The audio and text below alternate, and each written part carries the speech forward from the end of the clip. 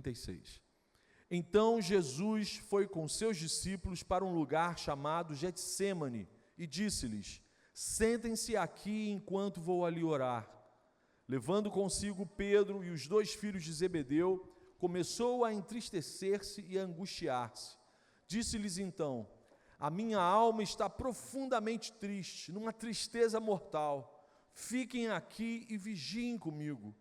Indo um pouco mais adiante, prostrou-se com o rosto em terra e orou: meu Pai, se for possível, afasta de mim este cálice.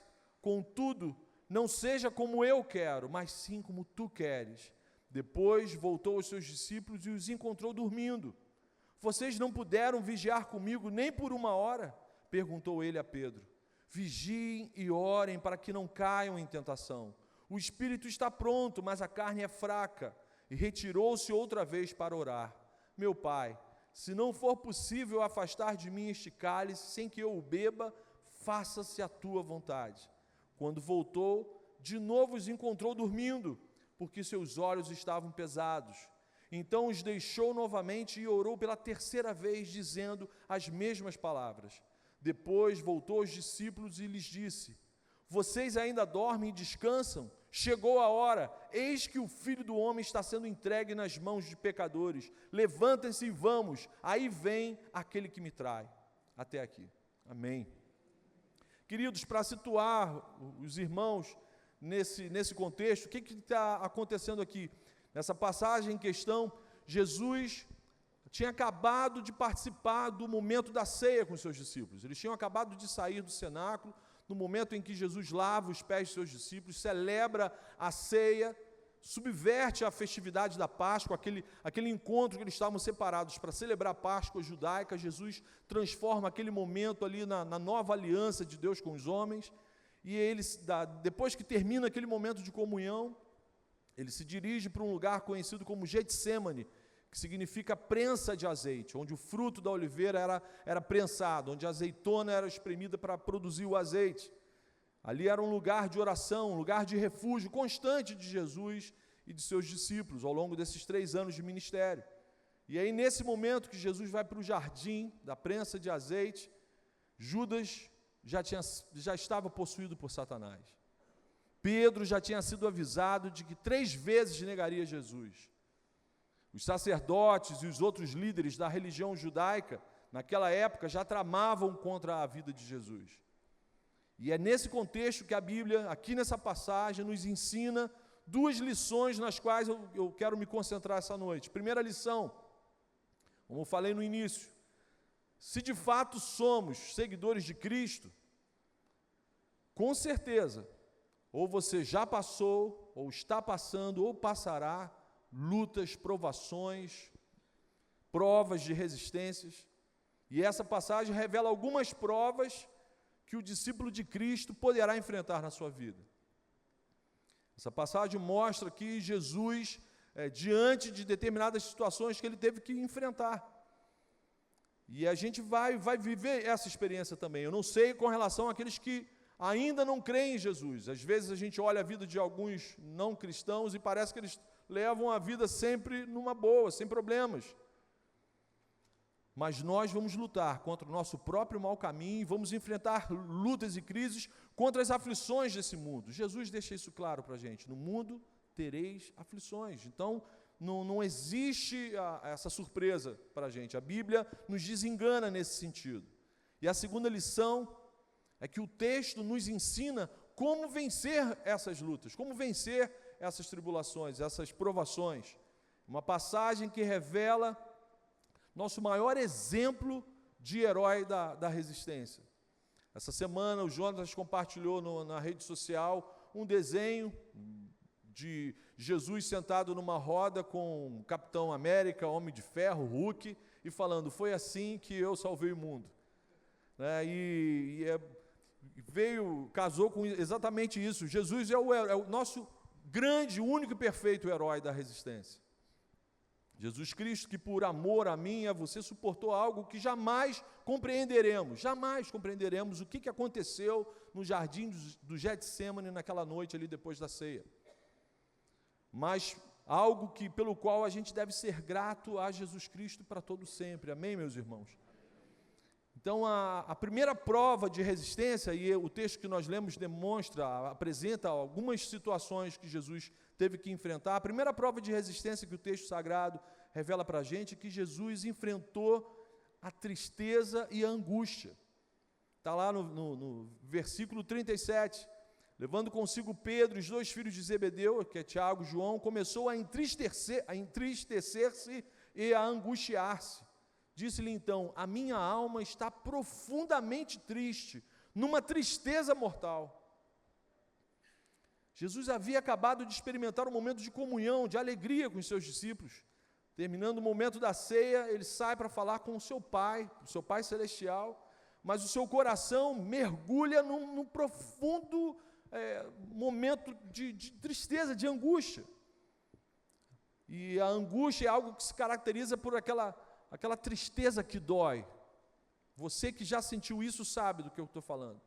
Angústia é aquele aperto da alma que causa dor.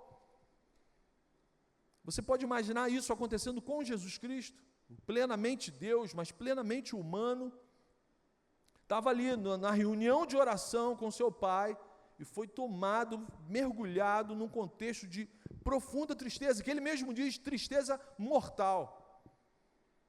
O Deus encarnado, aquele que refletia a glória do Pai na sua face, estava ali transtornado de angústia e de tristeza, porque Jesus sabia o que estava para acontecer, naquela noite mesmo. Ele sabia que seria traído, ele sabia que sofreria a expressão, a manifestação da ingratidão por parte daqueles com quem ele andou, ele sabia que sofreria dor física e espiritual. Isso o encheu de profunda tristeza e angústia. Você já chorou de tristeza por causa de alguma enfermidade que te acometeu ou que acometeu alguma pessoa que você ama? Você já se angustiou porque um amigo ou alguém que você ama se recusa a se reconciliar com Jesus Cristo? Talvez você tenha uma ideia do que é ficar com a alma profundamente triste, com essa tristeza mortal. Aqui nesse momento, no jardim da prensa de azeite, Jesus estava consciente que a hora de consumar a sua missão havia chegado. Era a hora dele beber o cálice da morte no lugar dos eleitos, daqueles que o Pai decidiu amar. E o que a gente pode aprender aqui, nesse contexto, nessa primeira prova de resistência? Se Jesus passou por tamanha angústia e tristeza, seus imitadores, seus discípulos, não estão isentos de enfrentar momentos semelhantes a esse, meus irmãos. Guarde isso, anote isso. Se o nosso mestre, aquele a quem a gente tem intencionalmente investido a nossa vida no desejo de imitá-lo, se ele passou por uma prova como essa, invariavelmente nós, seus imitadores, passaremos também. Eu e você não estamos isentos de experimentarmos essa dor na alma. E aí a segunda prova de resistência que o crente tem a possibilidade de enfrentar é lutar contra a solidão. Verso 38. A minha alma está profundamente triste, numa tristeza mortal. Fiquem aqui e vigiem comigo. Então voltou, verso 40. Então voltou aos seus discípulos e os encontrou dormindo. Vocês não puderam vigiar comigo nem por uma hora? Mesmo tendo uma célula de 12 pessoas, de 12 irmãos, mesmo tendo um grupo menor ainda, mais chegado, de 3 pessoas, no momento de dor, de angústia, de tristeza, que Jesus pede a companhia de seus amigos, de forma prática, no momento que ele está passando por essa dor na alma, ele se encontra sozinho. No momento decisivo da sua vida, da sua história, da sua missão, Jesus estava efetivamente sozinho. O corpo físico dos seus amigos estavam ali, mas na prática eles não estavam ali. Os 3 amigos mais próximos vacilaram. Quando Jesus entrou no Getsêmani, ele buscava intimidade com Deus, mas ele foi fazer isso também com os amigos. Ele queria também estar em comunhão com seus irmãos. Isso me lembra que é precioso a gente ter o nosso momento de oração no quarto secreto, mas também é bênção e é extremamente valoroso também a gente orar juntos, como irmãos, termos a nossa reunião de oração com os irmãos. E aí Jesus chama 3 amigos para ficarem com ele ali em oração. E ele acaba enfrentando o seu drama sozinho. Mesmo vivendo num contexto de comunidade, meu irmão, não estranhe o fato de, no momento de crise que você estiver passando, você se encontrar sozinho. Isso pode acontecer com a gente aqui também. Mesmo a gente vivendo a realidade das células, tendo vários grupos pequenos, a gente tendo amigos que nos relacionamos com uma certa intimidade aqui, se aconteceu com Jesus, pode acontecer com a gente. No momento de prensa, no seu coração, você se encontrar sozinho. No versículo 39, a Escritura mostra que Jesus foi orar, acabou indo orar sozinho. Seus amigos dormiram em todos os sentidos. E com certeza, a Bíblia mostra que outros irmãos, outros discípulos de Cristo também lutaram, passaram por momentos de aflição sozinhos. O apóstolo Paulo passou muitos momentos nas prisões romanas sozinho. Ele escreve isso para Timóteo. O apóstolo João ficou isolado na ilha de Patmos. Jó, lá no Antigo Testamento, também enfrentou o seu Getsêmani sozinho, abandonado. Muitas vezes, meus irmãos, nós passaremos pelo vale da prensa de azeite sozinhos, sem a presença de gente querida. Por quê? Muitas provas de resistência são individuais, mas mesmo assim, o que a Bíblia mostra aqui para a gente, que isso não nos impede de nós pedirmos a ajuda de amigos. Meu irmão, fica comigo. Peça solidariedade. Peça, irmão, me dá a mão, caminha comigo. Uma das coisas que sempre me encantou no cristianismo é que Deus nunca me chamou para fazer nada sozinho. A gente vê até Jesus, quando ele envia os seus discípulos, ele envia de 2 a 2. Então, meu irmão, se você estiver passando pelo vale da prensa de azeite, peça para alguém ficar com você, para passar com você. Não fique sozinho. Versículo 38, Jesus fala aí, fiquem aqui e vigiem comigo. Jesus pedindo aos seus amigos que ficassem com ele. A terceira prova de resistência que Jesus foi exposto, e com toda certeza era parte da tristeza que ele estava sentindo, diz respeito à ingratidão. Pecado terrível. A ingratidão. Jesus investiu na vida daqueles homens de uma forma geral. Ele sabia que todos o abandonariam, mas Judas Iscariotes, em especial, havia negociado a sua captura. Naquela época não existia gravador, mas já existia delação premiada. 30 moedas de prata. Vai ver que era Judas Iscariotes Wesley, né? Devia ser alguma família dessas aí. Mas o que é fato, Jesus fala lá no versículo 46, vem aí aquele que me trai. Jesus caminhou 3 anos com esse homem, ministrou ao seu coração, investiu autoridade na vida de Judas Iscariotes. Judas Iscariotes era o tesoureiro dos discípulos. Era ele quem cuidava das ofertas que eles recebiam para a sua subsistência. Era ele quem administrava o dinheiro das ofertas. Jesus também lavou os pés desse homem lá no cenáculo, no momento da ceia. Jesus o chamou de amigo. Não porque Jesus estava sendo falso, hipócrita, cínico, não, porque o caráter de Jesus é imutável, não muda. No entanto, a despeito desse investimento, Judas Iscariotes decidiu trair Jesus Cristo. E aí, meu irmão, o que isso mostra para a gente? Que na caminhada da nossa vida cristã, pode ser que você enfrente a ingratidão e a traição de algumas pessoas. Se o seu mestre foi traído por amigos ingratos, você acha que, sendo um discípulo de Cristo, isso não vai acontecer com você? Às vezes nós sofremos a traição e a ingratidão de pessoas de dentro da nossa casa. Às vezes são filhos traindo os pais, pais traindo os filhos. Às vezes nós sofremos a traição e a ingratidão de pessoas da nossa família, cônjuge, irmãos, amigos. Às vezes nós sofremos a traição e a ingratidão de nossos irmãos em Cristo, de gente que a gente está aprendendo a caminhar junto na direção da cruz, gente que você investiu tempo, gente que você orou, que quando pediu a tua ajuda você estava lá, gente que você dedicou atenção, dedicou amor, e que vai se voltar contra você. Gente que vai falar mal de você, que vai fazer fofoca usando a sua pessoa, vai fazer maledicência, só não vai fazer voodoo porque a gente ainda não faz isso na igreja, que senão ele ia fazer também. Meu irmão, infelizmente, às vezes a sensação que dá é que as pessoas a quem mais ajudamos, as pessoas a quem mais abençoamos, se levantam contra a gente, são as que se levantam contra a gente. Mas e aí? Como passar por essas provas de resistência sem ser destruído?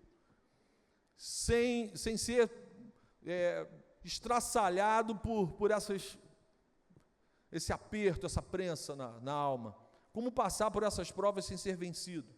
Pela tristeza, pela angústia, pela solidão, pela traição. Como passar por isso sem se tornar amargo, cético, desumano? Perder a alegria e a esperança na existência. Como não se tornar uma pessoa amarga? Como passar por isso sem se tornar maledicente como aquele que te traiu? A resposta a essas perguntas é a segunda lição dessa passagem, é a nossa aplicação prática, é o testemunho de Jesus Cristo, nosso maravilhoso e perfeito exemplo de herói da resistência. Jesus nos ensina como a gente vai passar e vencer essas provas de resistência. Olha para Jesus, aprenda com Ele, meu irmão. O nosso paradigma, o nosso farol, o nosso alvo é Jesus Cristo, aprenda com Ele, tendo sempre a certeza que todas as coisas cooperam para o bem daqueles que amam o Senhor, amém? Então qualquer luta dessa, qualquer provação, qualquer prensa de azeite que você esteja se submetendo nesse momento, a palavra me garante que tudo isso vai cooperar para o bem daqueles que amam a Deus. Porque as provas que Deus permite que eu e você passemos, elas vão nos deixar mais parecidos com Jesus. Quando a gente é espremido, o que sai é o que vai ficar mais parecido com Jesus. Essas provas de resistência vão mortificar a nossa carne, vão destruir o nosso egoísmo, vão mortificar o nosso egoísmo, vão nos deixar ainda mais íntimos do Pai. Foi isso que aconteceu com Jesus. Por isso, eu e você, a gente precisa aprender com Jesus, como passarmos, como vencermos, como enfrentarmos essas provas de resistência. Então, nesse texto, Jesus nos ensina como que se vence isso, e ele mostra que é fundamentalmente através da oração. A arma que Jesus utiliza para vencer a todas essas provas é a oração. Nosso herói da resistência usa a oração, essa arma poderosa no universo. 39 a 44 fica explícito isso. Indo um pouco mais adiante, prostrou-se com o rosto em terra e orou. Aí segue, então voltou os seus discípulos, os encontrou dormindo. Vocês não puderam vigiar comigo nem por uma hora? Vigiem e orem para que não caiam em tentação. Jesus deixa claro para os seus discípulos que o meio fundamental da gente se fortalecer espiritualmente, para ter estrutura para vencer essas provas, é a oração. E aí diz lá, e retirou-se outra vez para orar. Quando voltou, de novo os encontrou dormindo, porque seus olhos estavam pesados, então os deixou novamente e orou pela terceira vez. Gente, se Jesus investiu intencionalmente na oração, o que eu e você devemos fazer quando a gente estiver passando por alguma circunstância parecida com essa? Orar sem cessar. Orar sem cessar. Amém, meu irmão? Não existe mágica, pozinho, não existe trabalho que você vai fazer no reino de Deus. É intimidade com Deus, é intimidade com o Pai. O que faz a gente passar pelo caminho estreito é intimidade com Deus. Infelizmente, não é raro nós adotarmos um comportamento completamente contrário, equivocado a esse comportamento de Jesus. Infelizmente, o que normalmente acontece quando muitos de nós somos provados, é que muita gente começa a murmurar. Onde que está Deus? Como é que Deus deixou isso acontecer comigo? Eu sempre fiz tudo certinho. E aí muita gente deixa de falar com Deus e passa a falar contra Deus. Tem gente que para de vir à igreja, tem gente que para de ler a Bíblia. Mas Jesus nos ensina algo tremendo. Na hora que a alma está doendo, a única maneira de você vencer isso é buscar a Deus em oração. E mais uma vez eu quero que você olhe para Jesus, observe como que Jesus orou. Até na oração Jesus nos ensina, tem teologia prática na oração do nosso Senhor. Primeira coisa que Jesus faz quando Ele começa a falar com Deus, Ele se humilha. Primeira coisa que Jesus faz, Ele se humilhou. Primeira característica da oração de Jesus é se humilhar. Diz o texto sagrado que Ele se prostrou com o rosto em terra. Ele não murmurou, Ele não determinou nada, eu determino a vitória. Ele não enquadrou Deus, Ele se humilhou, abriu o seu coração diante do Pai, mas com o rosto em terra, numa posição de humilhação. 39, versículo 39, indo um pouco mais adiante, prostrou-se com o rosto em terra e orou. Diz a Bíblia que ele se humilhou, o Filho do Deus vivo de joelhos, agachado, lágrima misturada com terra. Como que então eu e você, que somos de barro, devemos orar? Qual deve ser a nossa postura diante do Deus Todo-Poderoso, do Soberano, na hora que estamos passando pela prensa de azeite, pelo Getsêmani nas nossas vidas? Querido, é para a gente reconhecer a nossa pequenez, a nossa finitude, e entender que nós não somos dignos de nada. Destrua essas perguntas malignas de como é que isso pode estar acontecendo, por que Deus está permitindo isso na minha vida. Não interessa o porquê que Deus está permitindo isso. O que interessa é que Ele dá todos os recursos para você passar por isso, amém? Nós não somos dignos de nada, até o ar que você está respirando, até o dom precioso da audição, de você estar me ouvindo agora, isso é presente de Deus, amém? A gente perde a noção. Eu me enganei, nós somos dignos sim de alguma coisa, somos dignos da ira de um Deus santo e justo, somos dignos da ira. E Jesus está aqui no Getsêmani justamente para desviar a ira santa e justa de Deus da nossa direção, para que essa ira fosse paga por Ele. E a segunda característica da oração do nosso Senhor Jesus é a sua disposição de se submeter à vontade do Pai. Ele se humilha e se submete à vontade do Pai. Versículo 39, contudo, não seja como eu quero, mas sim como tu queres. Igualzinho a minha oração, igualzinho a minha oração. A gente já vai orar com o pacote pronto. É ou não é, meus irmãos? A gente já se coloca diante de Deus com a receita da oração. Jesus faz isso, depois vai ali, se puder, naquele... E sabe aquele irmão, então, isso, aperta ele também. Contudo, não seja como eu quero, mas sim como tu queres. Submissão. Se Ele é o Senhor, se Ele é o Todo-Poderoso, se Ele é o Soberano, eu acho que eu não sou o Senhor. Eu acho que eu não sou o Todo-Poderoso. Então, quem tem que se submeter a alguma coisa nessa história da vida sou eu, meu irmão. É você.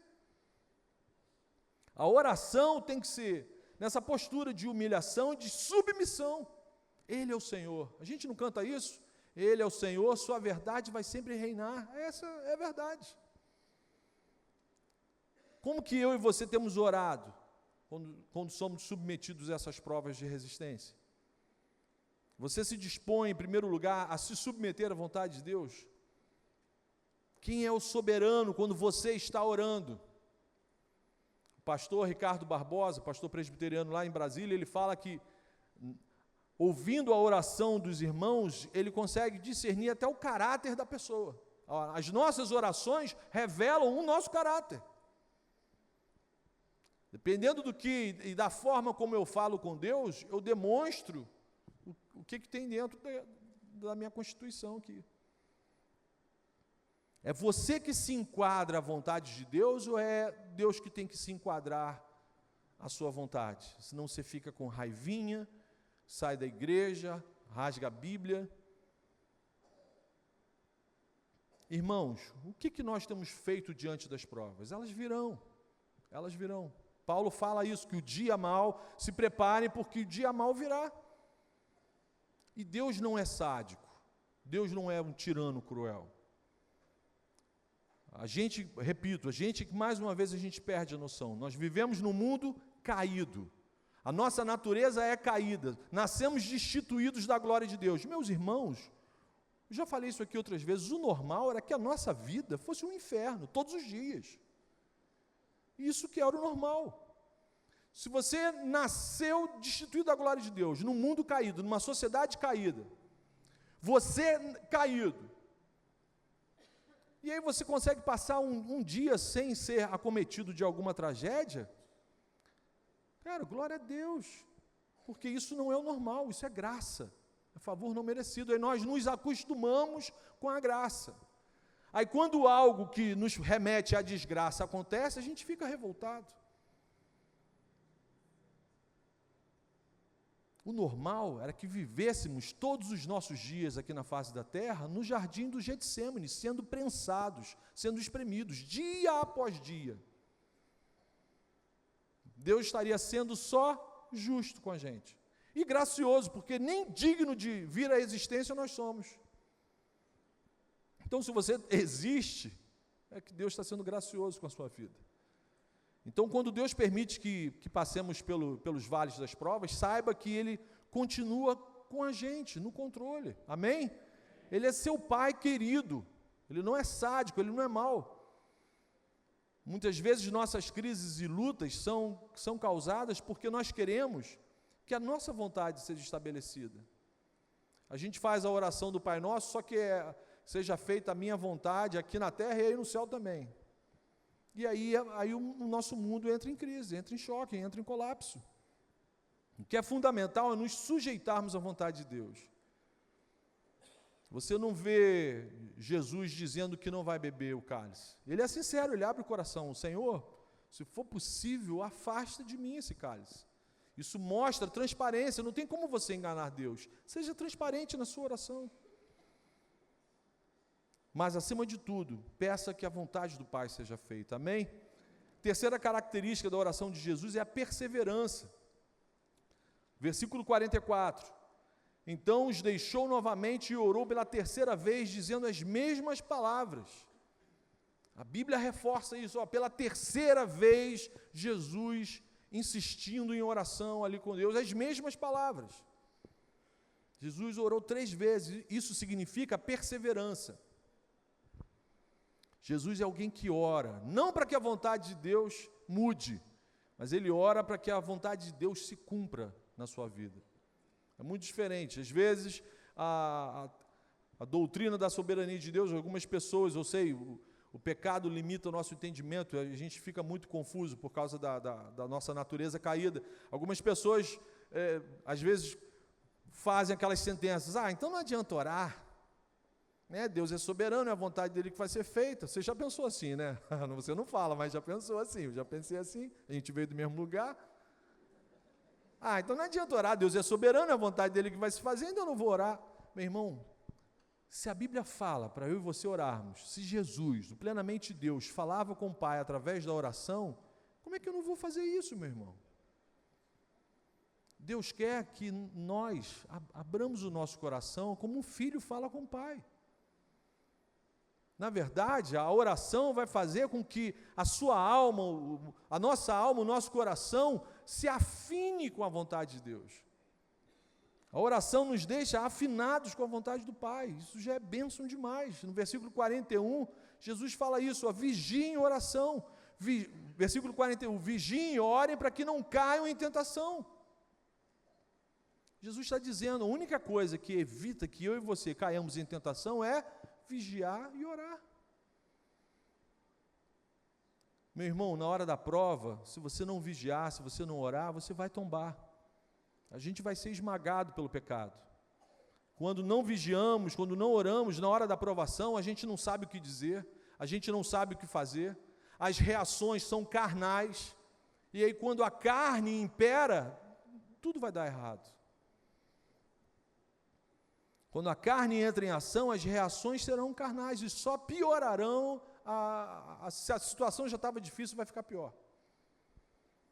Se não há intimidade com Deus, a gente acaba sendo tomado pelo medo, pela raiva, e muitas vezes fugimos da presença de Deus. Não foi isso que os discípulos fizeram? Eles fugiram, não oraram, não vigiaram. Quando eles começaram a passar pelo vale do Getsemane deles, eles fugiram da presença de Deus. Mas o que pode acontecer? O que pode acontecer comigo e com você se nós colocarmos isso em prática? Isso que Jesus nos ensina nessa passagem, se a gente colocar isso em prática, o que pode acontecer com a gente? Deus nos concederá coragem, meu irmão, coragem. Deus vai nos conceder coragem. Não existem heróis covardes. O herói pode até sentir medo, mas a covardia não faz parte dele. Nós não somos dos que retrocedem, não é isso que está escrito pelo autor da carta aos Hebreus? Aqueles que são habitação do Espírito Santo não fazem parte do time dos que retrocedem. Jesus foi revestido de coragem.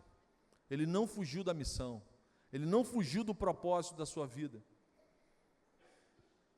Depois das orações, versículo 45, depois das orações que Jesus fez, ele voltou aos seus discípulos e lhes disse, já era uma outra pessoa, olha a fala de Jesus no versículo 45 e 46. Vocês ainda dormem e descansam? Chegou a hora, eis que o Filho do Homem está sendo entregue nas mãos de pecadores. Levanta-se e vamos, parece que ele está indo para a festa. Levanta, está vindo os caras aí que vão me matar, que vão me prender, levanta. Aí termina, aí vem aquele que me trai. Eu ia sair correndo. E aí ele acorda os caras e fala, vem, está vindo pessoa aí para me prender, vamos lá ver os caras.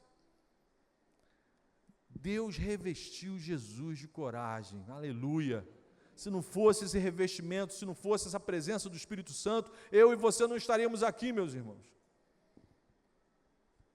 A reação de Jesus não foi escapar, não foi fugir, a reação de Jesus foi enfrentar. A oração não é a preparação para a fuga de problemas. A oração nos encoraja justamente a enfrentarmos os problemas. Guarde isso, sem oração somos compulsivamente covardes. Sem oração, só o que nós somos são covardes, um bando de covardes. Saiba que quando você estiver passando por um vale de provas, Deus pode fazer duas coisas. Ele pode te dar o livramento, como deu para Daniel, na caverna lá com os leões. Ele pode te dar o livramento, como deu aos meninos lá na fornalha. Os nossos irmãos pentecostais se amarram nessa passagem. É um quarto homem de fogo, oh glória. Deus pode dar o livramento. Ou Deus pode fazer como fez com o apóstolo Paulo.